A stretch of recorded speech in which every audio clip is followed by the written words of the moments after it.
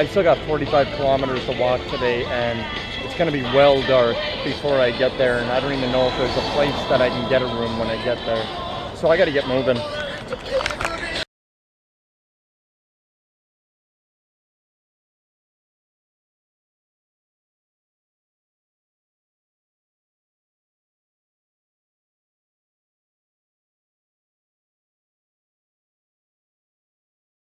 Here comes a truck that I totally want right there. I need a truck of that right there.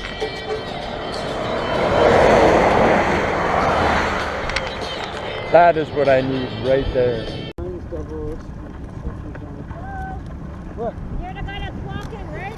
Yes. Oh, I brought you some cold water. It's ice water. It's in a cooler bag. And I wish I had some money. Do you smoke? No, like here. You wouldn't believe. There you go. Have another pack. So long. Yeah, no problem. What comes around?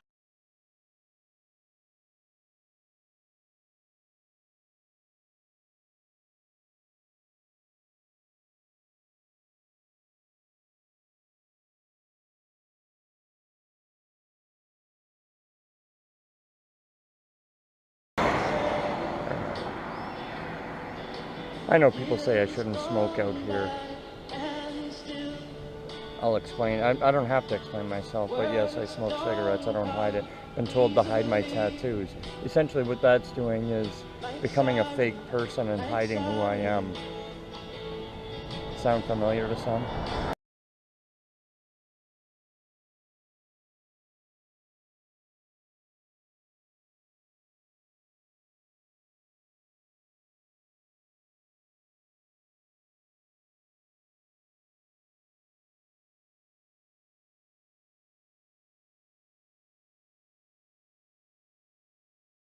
It's starting to rain just as the wheel is pretty much demolished.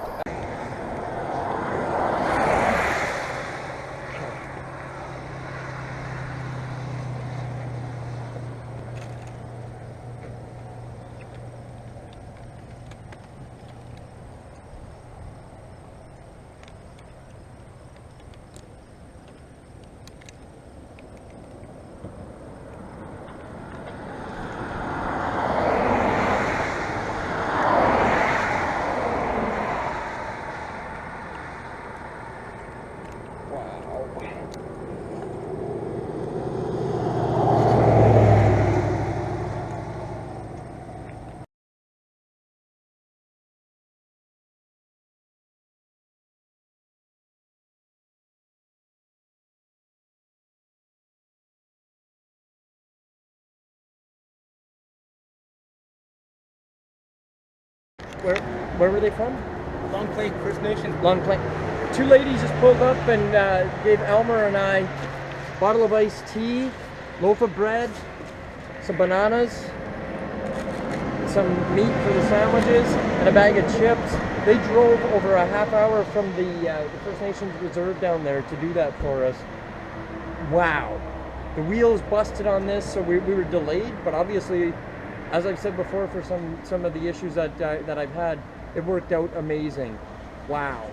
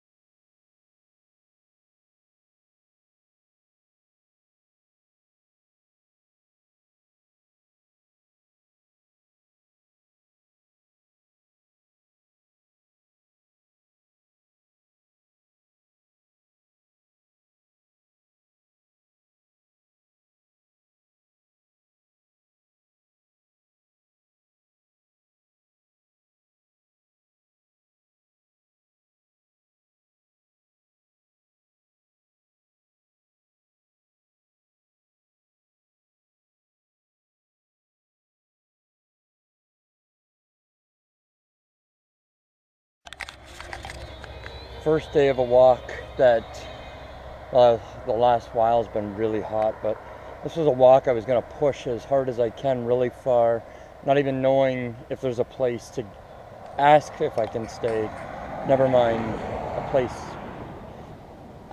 place to stay that I can ask at and maybe get told no. But this is the result. Fuck me.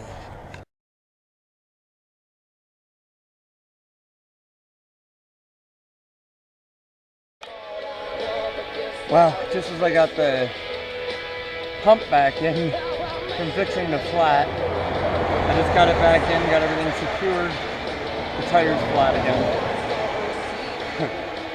Wow.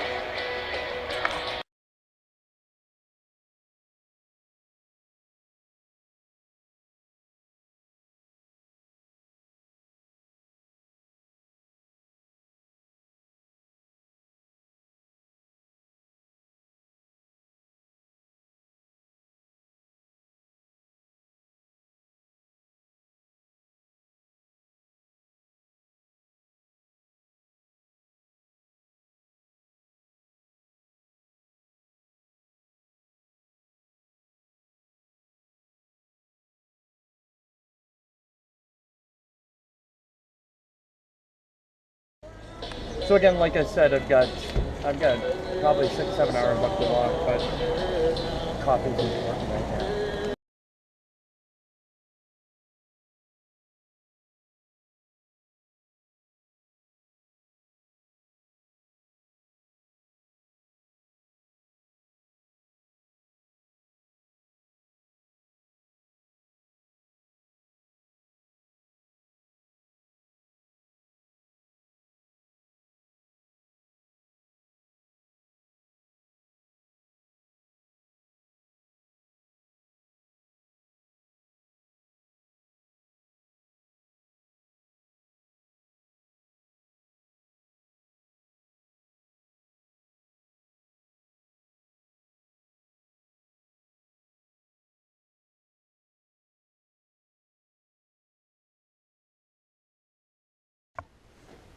Hello, my name is Jason McComb from Homeless Happens Helping Hands in St. Thomas, Ontario.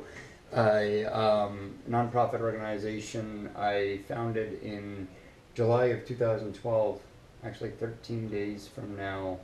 I didn't open the office until October, but I decided to do it July 28th of 2012. It's not the point.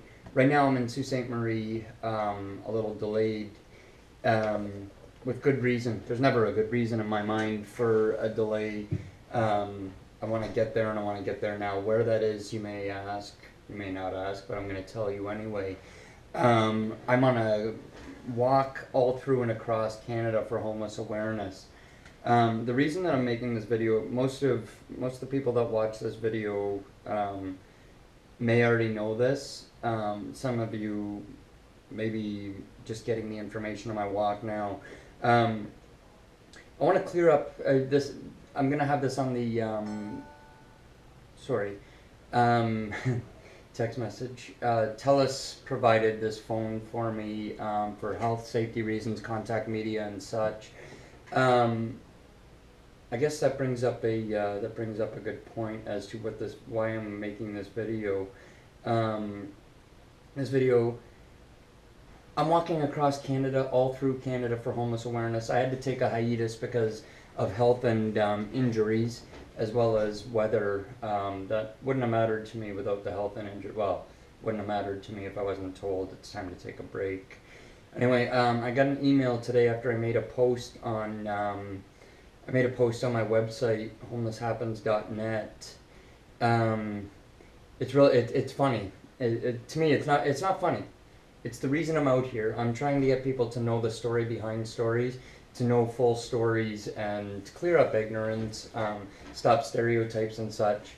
The reason for this video is I guess I have to make clear that to know the story, you need to look into the story.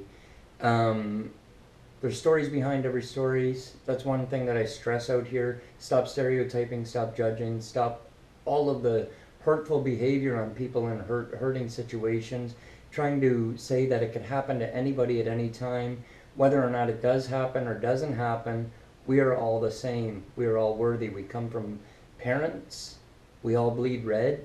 Whether we have money or we don't have money, whether we have housing, we don't have housing, whether we have mental illness, whether we don't have mental illness, whether we have issues that we are having a really tough time getting through, whether we've conditioned to a environment, the streets, or not, we're all the same.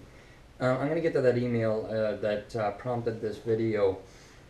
The email says, I watched my analytics as he sent it.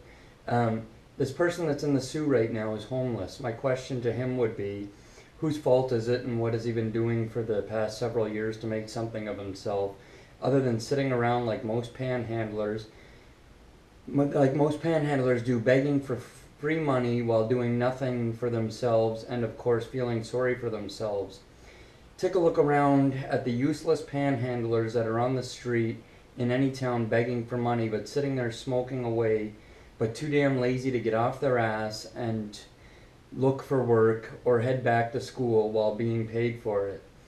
I know people that do this exact thing and have been for years.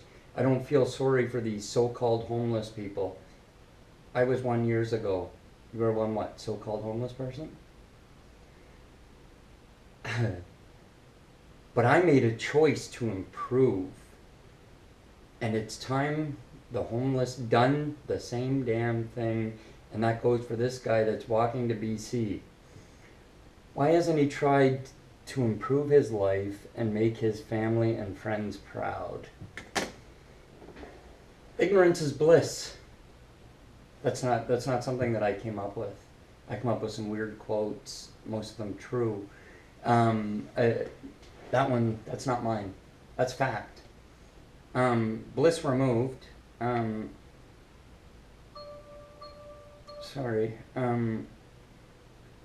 This guy that's walking through the Sioux and is homeless, my question to him would be, you asked me, when I speak about myself in the third party, it's awkward.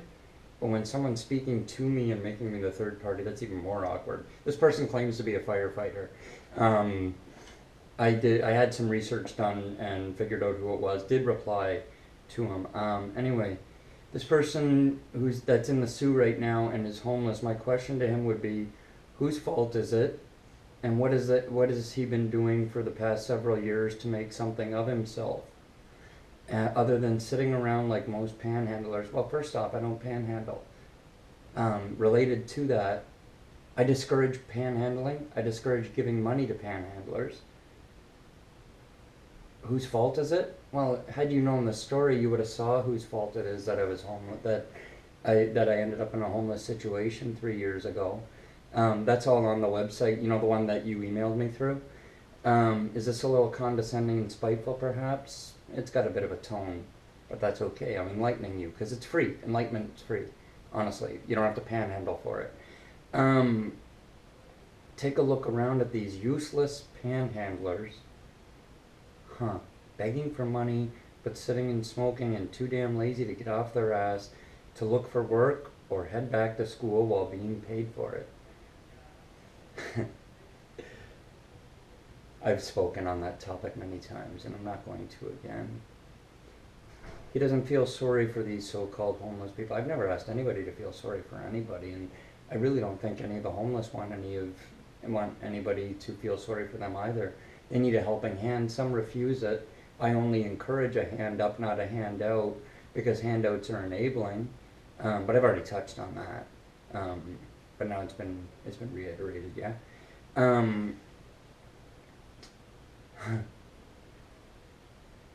My question for this guy, it's walking to BC, why hasn't he tried to improve his life? Why did I do this? Why did I found the nonprofit organization that I haven't applied for government grants for? I won't register as a charity because there will never ever be a profit made. Making a profit of providing for the less fortunate is exploitation. I've been exploited many times, even on this walk. This walk, trying to improve his life and make his family or friends proud.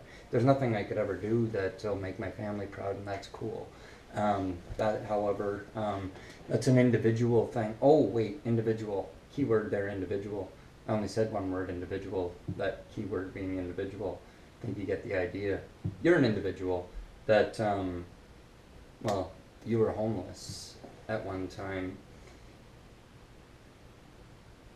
I'm wondering what it was that you were homeless at one time, and that has given you vast knowledge on every single thing that keeps people homeless, that makes people wind up homeless, that really it makes it very difficult to get out of that situation, the way that they're treated, and lazy. They should just get a job and go back to school that they'll get paid for.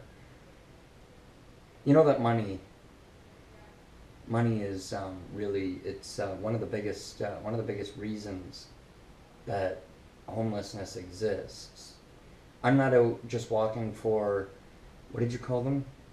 Lazy begging panhandlers? I'm walking for you. I'm walking for everybody. I want to find a contingency plan in case you or anybody ever ends up homeless. I want to make sure that it's a fast exit. Something to better my life. Again, I guess you didn't read my story.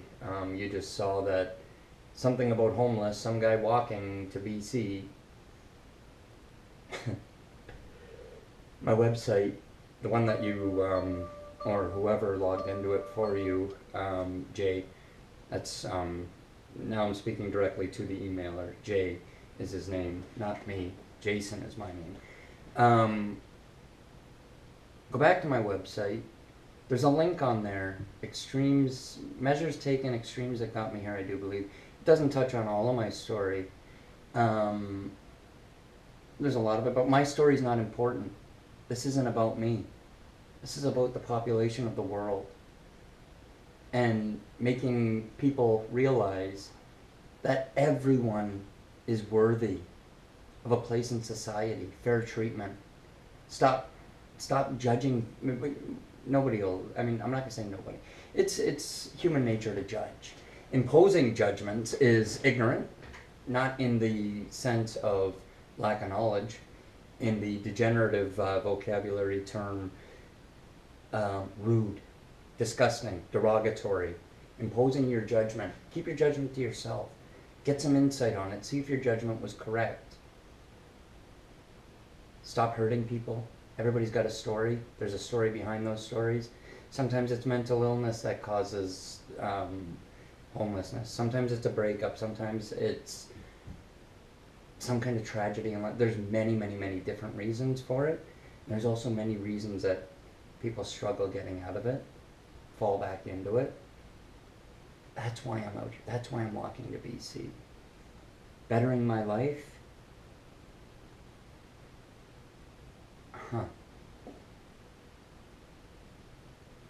I used to have myself thrown in jail for a place to live after being kicked out of the house 6 days before Christmas. That story's on there, on my website. I'm disabled. Doesn't look like it, and that's cool. I don't even like the word. The Ontario government sent me my letter saying, Jason McComb, you have been deemed a person with a lifelong disability. I work to pay to pay the rent for my office and my donation center, that the donation's not for me, not for my office, but for the less fortunate, be it used clothing, be it used furniture, because the Ontario government has cut startup out of all the social assistance programs, and people need social assistance at times to get started. I don't charge a thing for those. Sometimes I don't have the things people need. I buy them out of the paychecks that I get for working. Thank you. And I provide them. I'm known as the Free Salvation Army to some. And that's cool. I'm not the Salvation Army. I'll never, ever, ever. I'll never amount to the wonderful things I do. But I'm doing this for you. Hopefully the audacity has left you, insight has been instilled, and the desire to get more and to start treating people fairly. Again, I understand that you were homeless at one time and now you're a much better person than everyone in the world.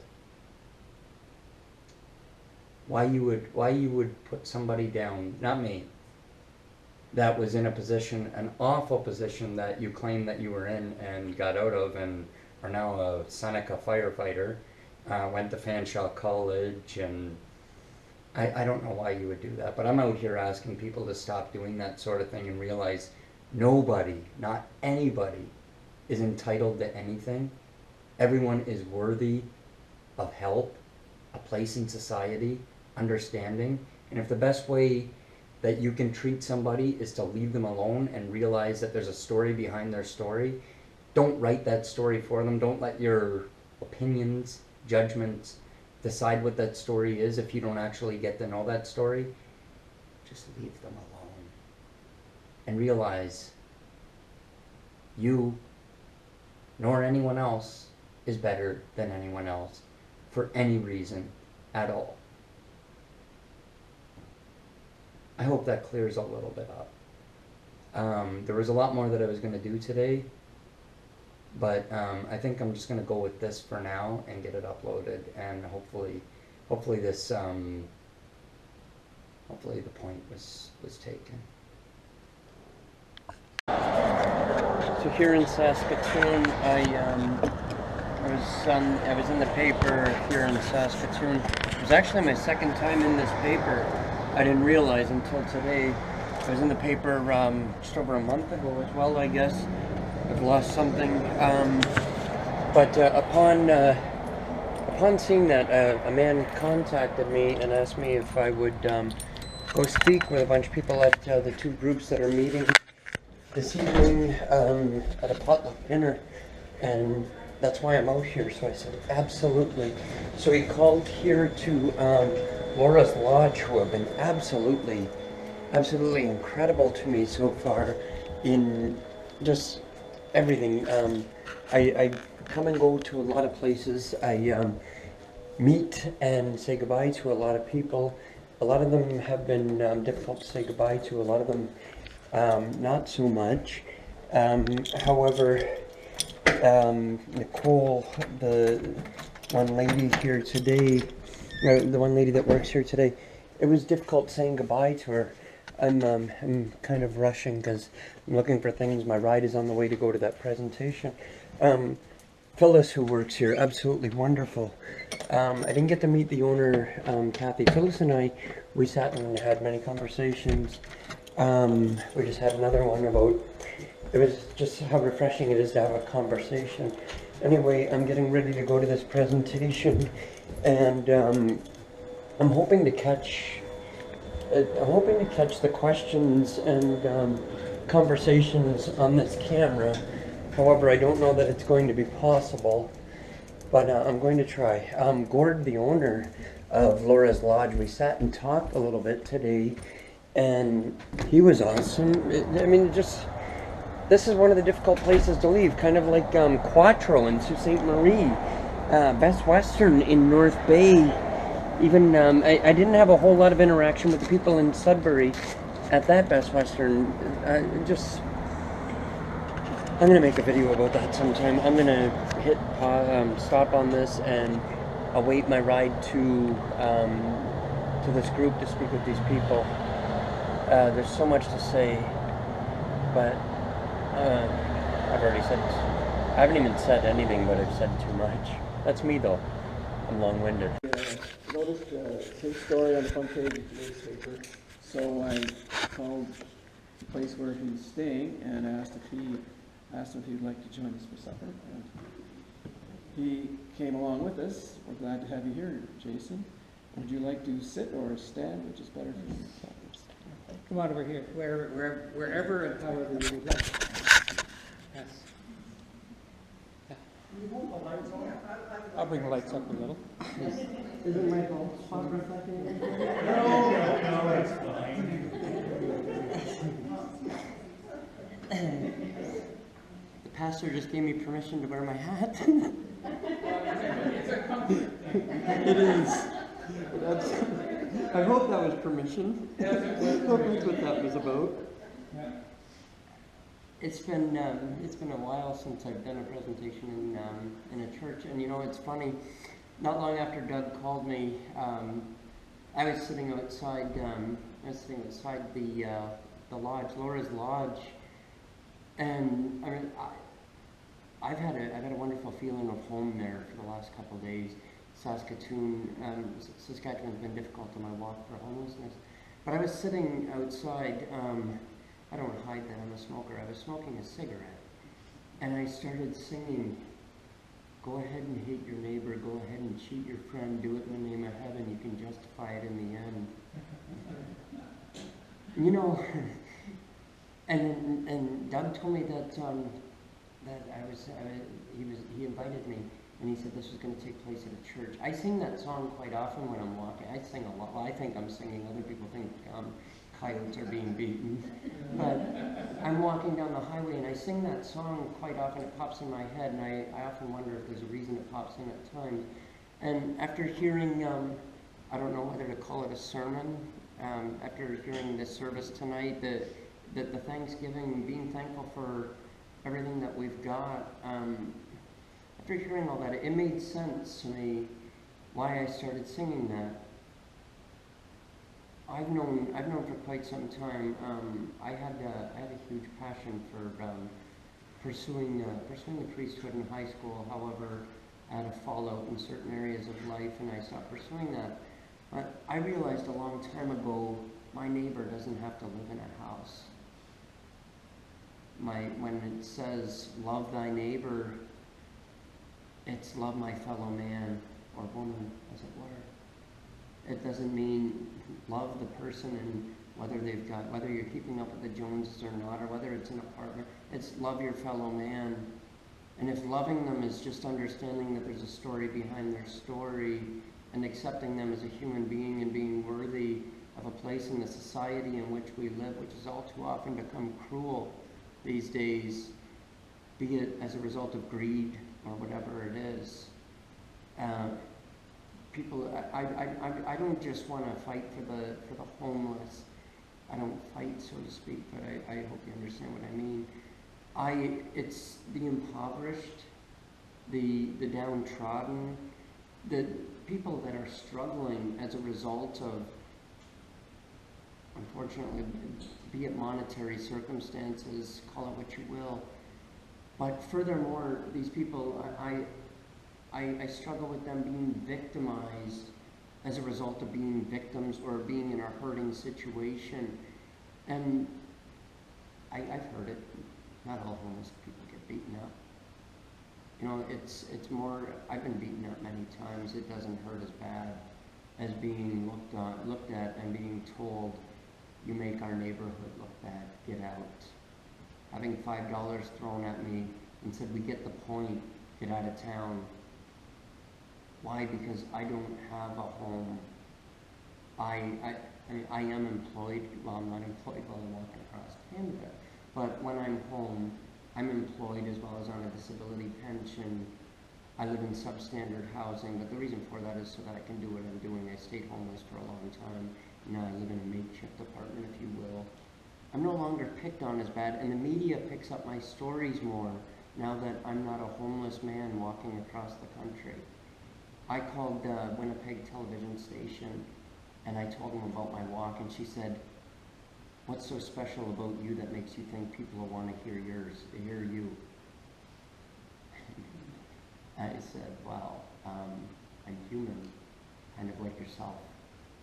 I'm no more or no less special than yourself or any celebrities whom I had to make it a point. I'm a little bit proud, perhaps, that some of the celebrities that I've got to meet on this walk, whether it's Prince Charles that I've got to meet with, or whether it's the Prime Minister of Canada, no one is more special because of their social status or rank. We're all human beings. I'm special for that reason. And she said, you win. and the cameraman showed up in 15 minutes. I don't know if I enlightened her to that or if she was testing me or what it was, but that's the same in every community.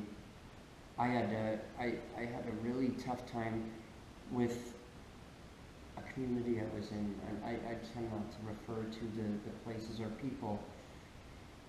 A lady took me to church with her. Don't worry, it wasn't Anglican. She took me to church with her. We stood in the parking lot previous, and we shared a cigarette.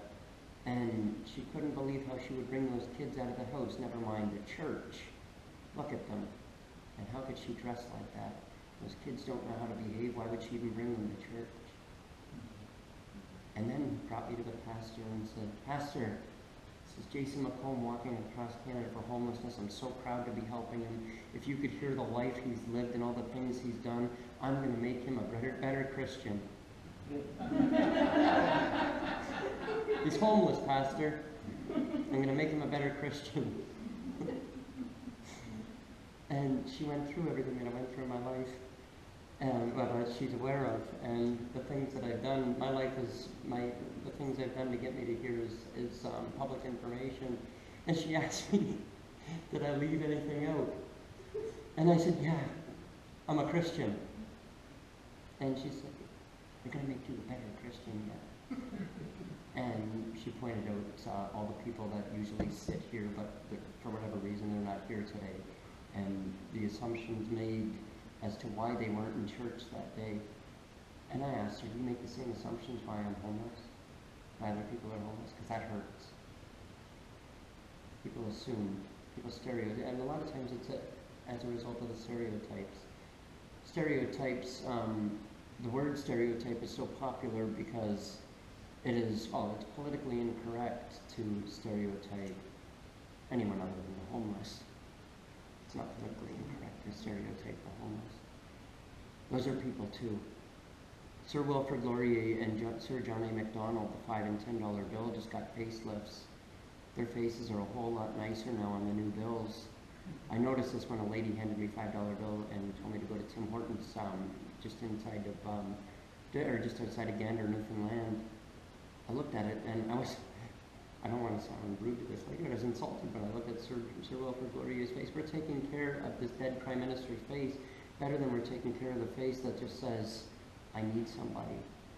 I need something. I have a story. It's not what that guy or that girl just judged it to be. I'm a human being. One of these seats could be filled by somebody that, should they not have gone through what they've gone through, could be coming to know the things that we're coming to know about the things we learn here. About Thanksgiving, as we just heard, giving thanks for what we've got. The most famous homeless man in the world, the world's best-selling book has always been the Bible. The words that are written in red in the Bible came from the world's most famous homeless man, a man we worship, a man that's our gateway, because no one comes in, no one goes to heaven except through him. But the people among us today that are homeless, they're not good enough for us because we've got homeless, or because they're homeless. Hypocritical, perhaps. Selective, perhaps.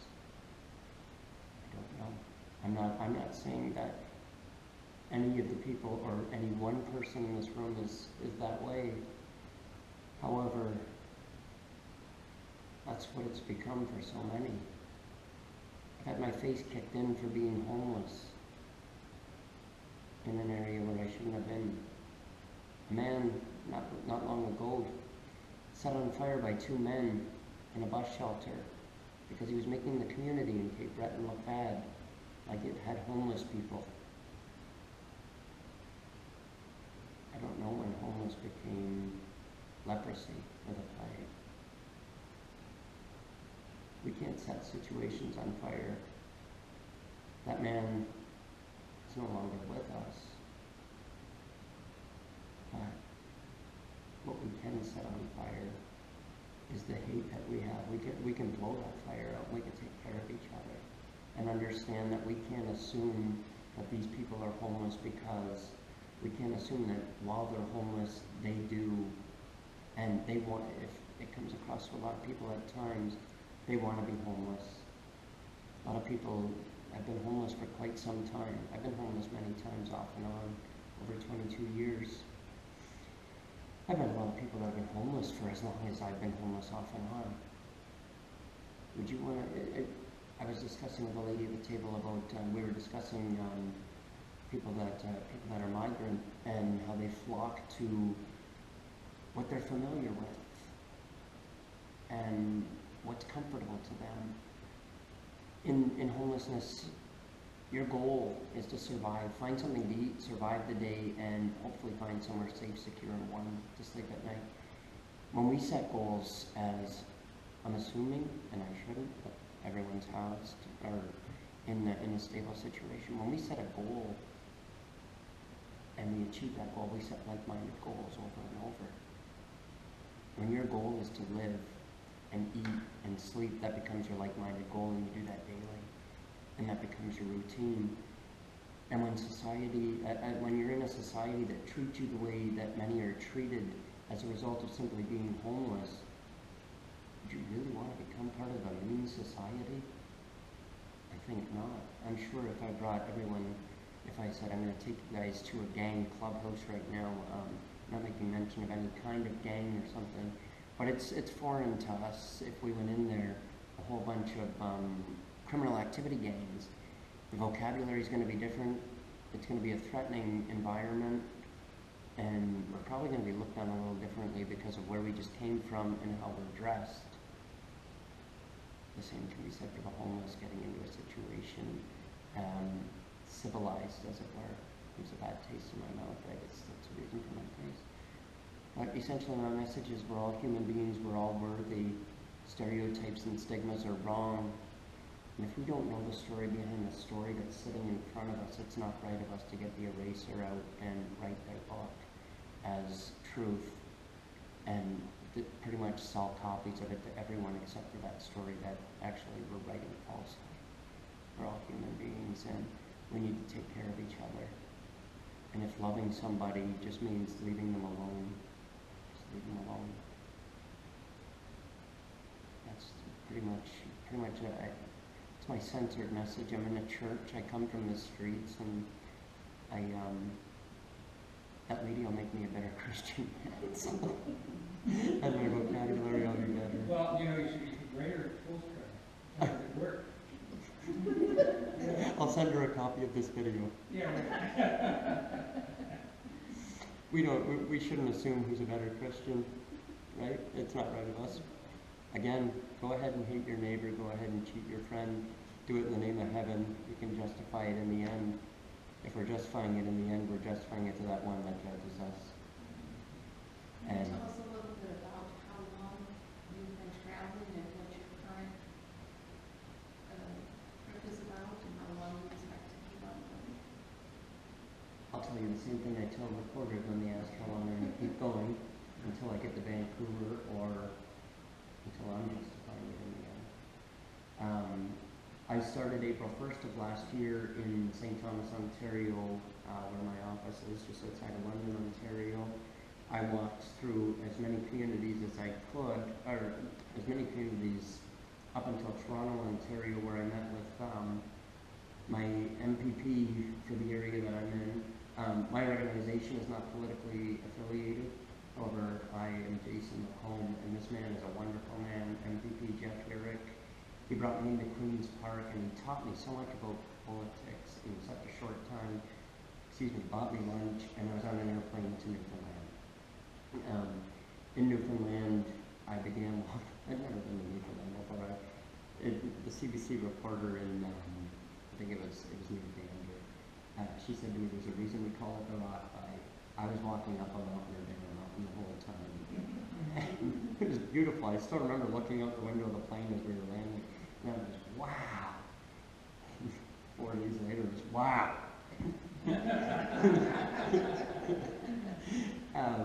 I walked, I turned this into, I'm not walking across Canada, I'm walking, I want to talk to as many people as I can. I want to meet as many people as I can, so I'm zigzagging all through.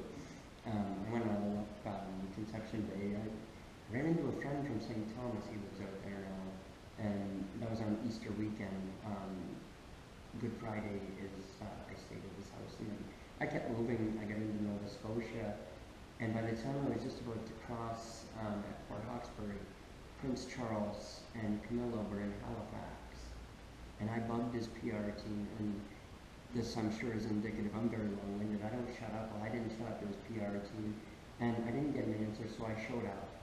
I got to meet Prince Charles and Camilla. It was a great, I'm going to say 3.5, 4 minutes with Prince Charles. I couldn't believe he gave me that long. He took one of my hats, which almost got me shot as I snuck it to him. The picture of the British intelligence agent reaching for his gun is a proud moment. And then the following day, I'm quite sure that that it's not a popular show among the church. I met with actors from the Trailer Park Boys, and it helped. Prince Charles, Trailer Park Boys, you know, whatever. Ricky and Bubbles, Ricky, Bubbles, and Chuck. No, I forgot to mention Clara Hughes. I got to meet with her. We met at a church at the same morning in Gardner, Newfoundland. She put a gold medal on me, which inspired me. I got to ride a bike across Canada. She's a wonderful woman. She's on TV all the time right now because she released her book. She's a really strong woman. So yeah, Prince Charles at Trailer Park Boys, and then it was in the PEI, which was very welcome because it's so tiny and it's such a small place. I met with bikers. I met with some of them were Christian bikers. Some of them were bikers against child abuse. Some of them ties with both. And then there were some of the outlaw bikers. These are human beings, just like the homeless. They can help people out. And then I was with an RCMP officer that drove me to my interview after waving bye to the guys from a specific motorcycle gang that I had coffee with. And I was on the radio, and I explained to the radio guys, you know, whether they're wearing a police uniform, a politician's suit, a motorcycle gang outfit, whatever it is, these are human beings capable of helping human beings. There's a song by Montgomery Gentry, a country song, Some People Change. A lot of people, and this is where I really struggle with the lady that's going to make me a better Christian, told me people don't change, but also told me to repent.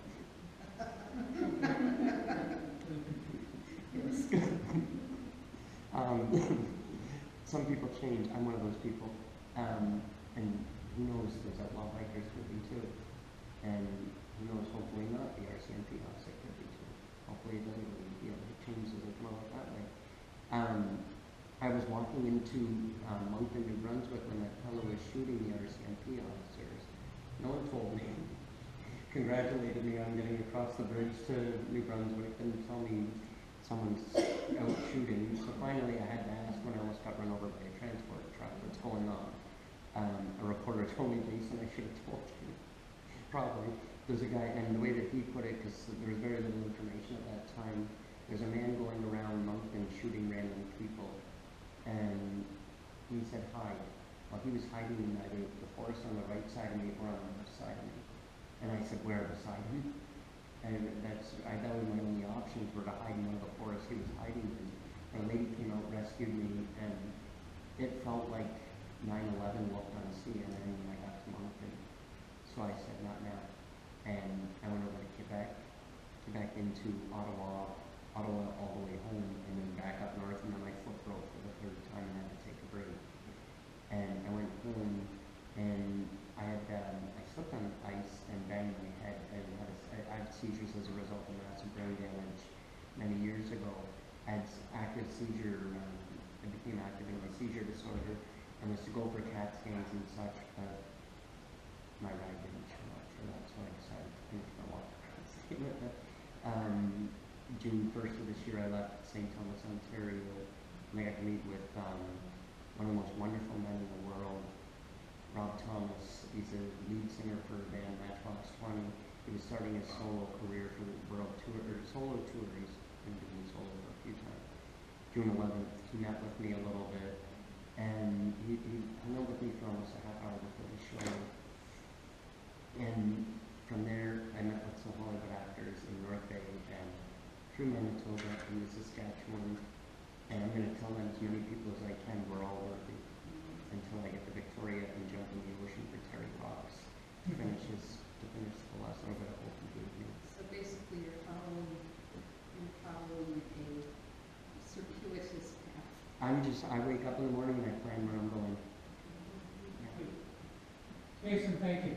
Thank you. Much appreciated. It's really helpful.